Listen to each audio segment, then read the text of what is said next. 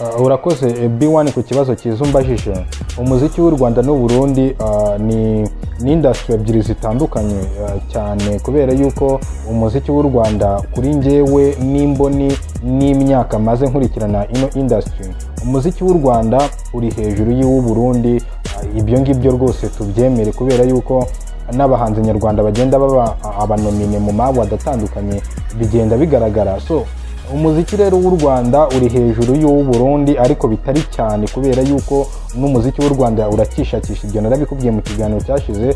N'umuziki w'u Burundi rero hari byinshi ukiga, hari byinshi ugikeneye kugeraho, cyane cyane yuko umuziki w'u Burundi buriya unirefera ku w'u Rwanda. Buriya abarundi ni ukuvuga ngo bo bisanisha ku muziki wa hano mu Rwanda, ni ukuvuga ngo umuziki wa hano mu Rwanda iyo urimo uzamuka n'umuziki w'abarundi uba urimo uzamuka. So ni ikintu rero kigaragaza yuko umuziki w'u Rwanda